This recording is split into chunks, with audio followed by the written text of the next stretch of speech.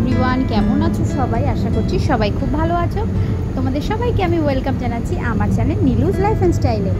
বন্ধুরা, আজকের যে ব্লগটা হচ্ছে, এই ব্লগটাতে আমি দেখাবো আমাদের এখানকার বিখ্যাত উত্তরবঙ্গের একটা শিব ঠাকুরের বিখ্যাত মন্দির। সেই মন্দিরটার নাম তোমরা অনেকেই শুনেছো, অনেকেই জানো। সেই মন্দিরটা হচ্ছে জল্পেশ মন্দির।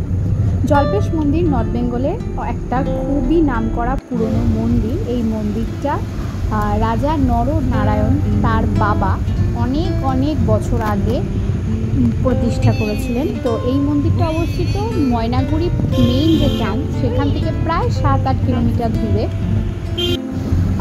জল্পেশ নামে একটা জায়গাতে। এটা একটা নদীর তীরে অবস্থিত। মন্দিরটা খুব সুন্দর এবং অনেক বছরের অনেক বছরের পুরনো, যার জন্য মন্দিরটার ব্যাপারে অনেকেই জানে। আর এখানে শিবরাত্রি বলো বা শ্রাবণ মাসে পুজো দিতে কিন্তু অনেক ভক্তরা এখানে আসে। তা আমরা পরিবারের সবাই মিলে গিয়েছিলাম এই মন্দিরটাতে পুজো দিতে।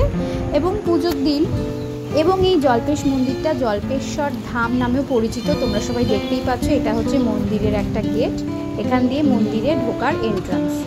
তো আমরা এবার প্রথম গেছি এই মন্দিরটাতে, এর আগে কোনোদিন যাইনি, অনেকদিন যাওয়ার ইচ্ছে ছিল। তো ছেলের এইটা যাওয়া হচ্ছে বেসিক্যালি ছেলের জন্য, চুল দেওয়ার জন্য। প্রথম জন্মের পরে যে চুলটা দেওয়া হয়, চুলটা পুরো ন্যাড়া করে, তো সেই চুলটা দেওয়ার জন্য আমরা এই মন্দিরে গিয়েছিলাম। অনেকেই এই রিচুয়ালসটা করে থাকে এবং এই মন্দিরে বিভিন্ন রকমের অনুষ্ঠান হয়।